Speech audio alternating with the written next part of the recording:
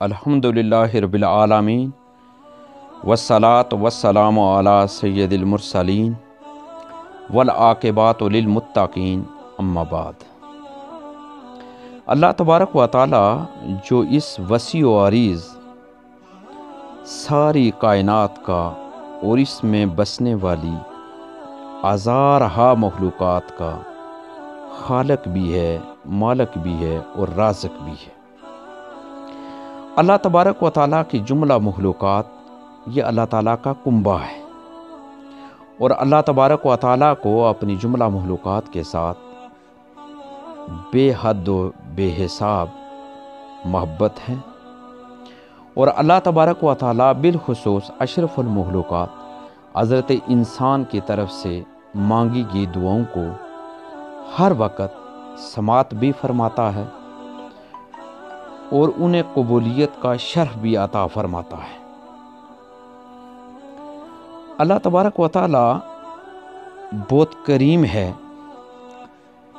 लेकिन अल्लाह तबारक व तआला ने जो इंसान की तरफ से और उसकी मखलूक़ात की तरफ से मांगी गई दुआएं हैं, बाज़ औक़ात में दुआओं को बाज़ औक़ात के मुकाबले में ज़्यादा वो समात भी फरमाता है और उन्हें कबूलियत का शर्फ भी अता फरमाता है। अल्लाह तबारक व तआला ने बाज़ औक़ात को मकबूलियत के एतबार से बाज़ पर फजीलत बख्शी है। अगर इन औक़ात के अंदर दुआ मांगी जाए तो कबूलियत दुआ की गालिब उम्मीद की जा सकती है। मैं आज आपके सामने 7 औक़ात का तज़किरा करूँगा। अगर इन औक़ात में अल्लाह ताला की बारगाह में दुआ की जाए तो अल्लाह तबारक व तआला उन दुआओं को शर्फ कबूलियत नसीब फरमाता है। नंबर 1, याद रखें कि सहरी का वक्त। दुआ के लिए रात का वक्त बिलउमूम और सहरी का वक्त बिलखुसूस शर्फ कबूलियत का वक्त है। सहरी के वक्त दुआ और इस्तिग़फ़ार करना अल्लाह के नेक बंदों की सिफ़ात में से है। कुरान मजीद फुरक़ान हमीद इन बंदों का ज़िक्र करते हुए सूरह आले इमरान आयत नंबर 17 में इरशाद फरमाता है, वल मुस्तग़फ़िरीना बिल असहार, और ये लोग रात के पिछले पैर उठकर अल्लाह से माफ़ी मांगते हैं, मांगने वाले हैं। एक और मकाम पर इरशाद फरमाया सूरह अज़्ज़ारियात, ये भी आयत नंबर 17 है, कानू कलीलम मिनल लैली मा यहजाऊन, यानी वो रातों को थोड़ी सी देर सोया करते थे। जिन 7 औक़ात का मैंने ज़िक्र आपके सामने किया है कि इनमें दुआ की जाए तो गालिब उम्मीद की जा सकती है कि अल्लाह ताला उस दुआ को कबूल फरमाएंगे। उनमें पहला वक्त सहरी का वक्त और दूसरा अरफा का दिन है। दुआ की कबूलियत के हवाले से यौम अरफा बड़ी अहमियत का हामिल है। इस दिन रब्बे कायनात अपने बंदों को खुसूसी रहमत से नवाजता है, इनकी दुआएं कबूल फरमाता है। हज़रत अमर बिन शुऐब रदी अल्लाह ताला अन्हु बावास्ता वालिद अपने दादा से रवायत करते हैं, उज़ू नबी अकरम सल्लल्लाहु अलैहि वसल्लम ने इरशाद फरमाया। ये जो इरशाद पाक में आपको बयान करने जा रहा हूँ, ये जामे तिरमिज़ी की हदीस पाक में है। आका अलैहिस्सलाम ने इरशाद फरमाया, खैर दुआए दुआओ यौम अरफा, यानी बेहतरीन दुआ यौम अरफा की दुआ है। यौम अरफा की दुआ की कबूलियत सिर्फ मैदान अराफात के साथ ख़ास नहीं, दुआ का इस दिन में किया जाना ज़रूरी है, ख्वाह कहीं पर हो। अलबत्ता मैदान अराफात में दुआ करने को मकानी और ज़मानी दोनों तरह की फजीलत हासिल है। 7 औक़ात जो मैंने बयान किए हैं, उनमें से तीसरा जो कबूलियत के हवाले से वक्त है वो रमज़ान का महीना है। अल्लाह ताला ने بعض مہینوں کو بعض پر فضیلت بخشی ہے، انہی میں ایک رمضان کا مہینہ ہے جس میں رحمتوں اور عطاؤں کی بارش ہوتی ہے اور دعائیں قبول ہوتی ہیں۔ متفقن علیہ حدیث آپ کی خدمت میں رکھ رہا ہوں۔ حضرت ابو ہریرہ رضی اللہ تعالیٰ عنہ اس حدیث پاک کے راوی ہیں۔ پیارے آقا صلی اللہ علیہ وآلہ وسلم نے ارشاد فرمایا، اذا دخل رمضان فتحت ابواب الجنہ، کہ جب رمضان المبارک کا مہینہ شروع ہوتا ہے تو جنت کے دروازے کھول دیے جاتے ہیں۔ پھر آقا نے فرمایا وغلقت ابواب جہنم، اور جہنم کے دروازے بند کر دیے جاتے ہیں۔ وسلسلۃ الشیاطین، اور شیطانوں کو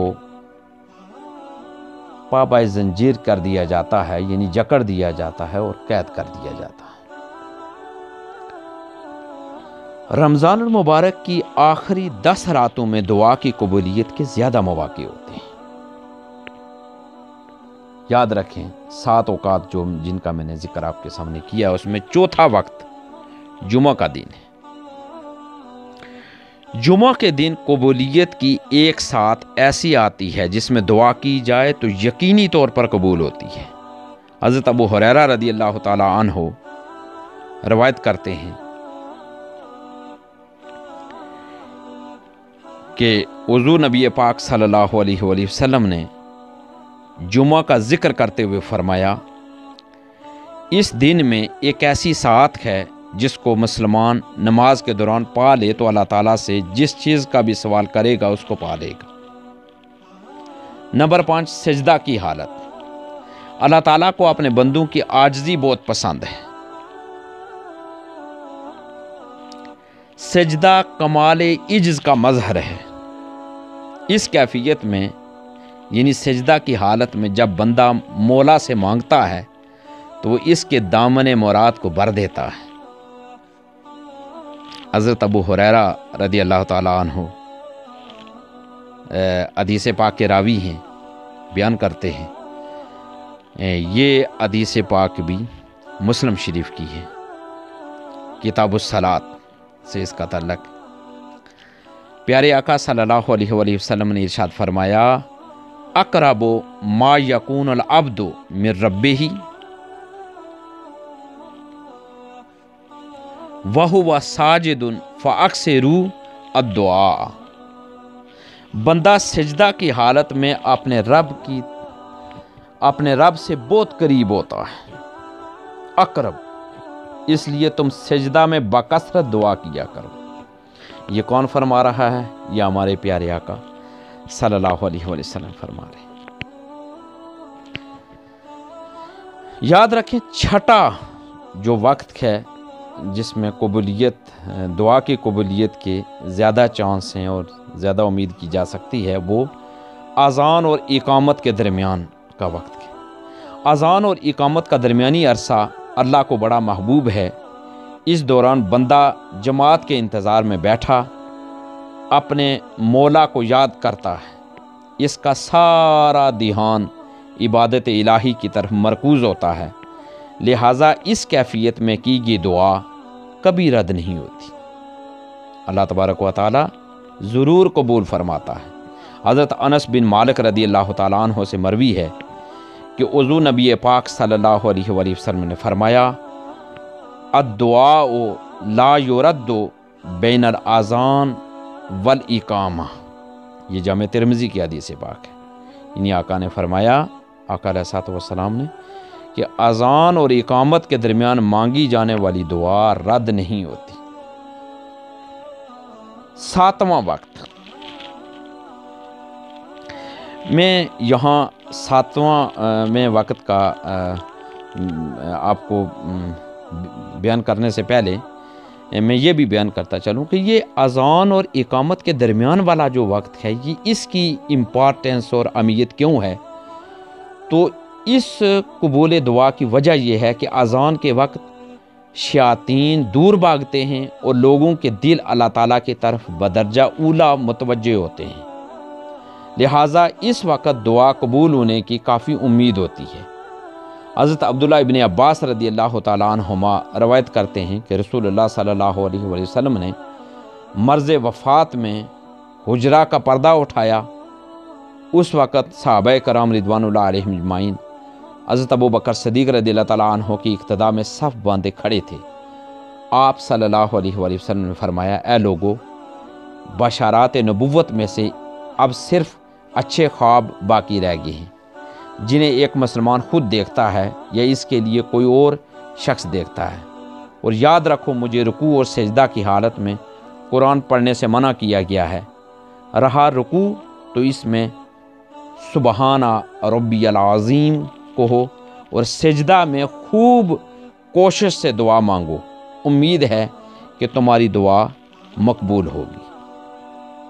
یہ بھی صحیح مسلم شریف کی حدیث پاک ہے۔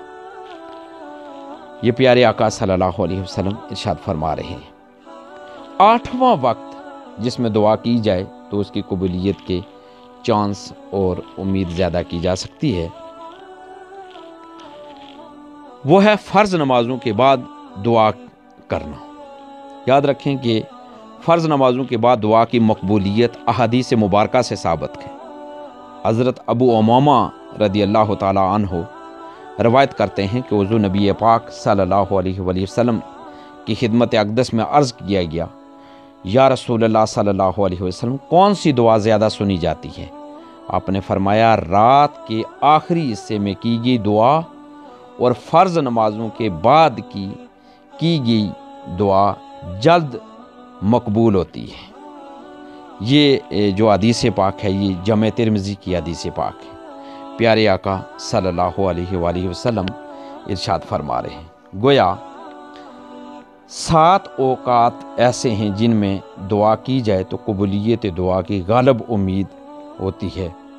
اس میں سب سے پہلا ہے سحری کا وقت، دوسرے نمبر پر ہے، یاد رکھیں، عرفہ کا دن، تیسرے نمبر پر ہے رمضان المبارک کا مہینہ، چوتھے نمبر پر ہے جمعہ کا دن، 5ویں نمبر پر ہے سجدہ کی حالت، اور یاد رکھیں 6 نمبر پر ہے اذان اور اقامت کے درمیان کا وقت، اور 7واں ہے فرض نماز کے بعد۔ یہ 7 اوقات ایسے ہیں کہ اللہ تبارک و تعالیٰ نے دیگر اوقات کے مقابلے میں ان کو زیادہ اہمیت دے رکھی ہے۔ اگر ان اوقات میں اللہ تبارک و تعالیٰ کو پکارا جائے تو اللہ تبارک و تعالیٰ کی بارگاہ سے کبھی امید ہے کہ اللہ تبارک و تعالیٰ ضرور اس دعا کو سماعت بھی فرمائیں گے اور اس کو قبولیت کا شرف بھی عطا فرمائیں گے۔ اللہ تبارک و تعالیٰ کی بارگاہ سے دعا ہے کہ اللہ تبارک و تعالیٰ ہمیں یہ توفیق عطا فرمائے کہ ہم اس کی بارگاہ سے اپنی محرومیوں کا تذکرہ کریں، اپنے جو بھی دعائیں ہمیں ہیں ہم اس کی بارگاہ میں التجا کریں، دعائیں کریں اور گریہ وزاری کر کے اس کی بارگاہ سے ہم اپنی دعاؤں کو منظور کرائیں۔ اللہ تبارک و تعالیٰ آپ کا اور میرا ہم سب کا حامی و ناصر ہو۔ وآخر دعوانا ان الحمدللہ رب العالمین۔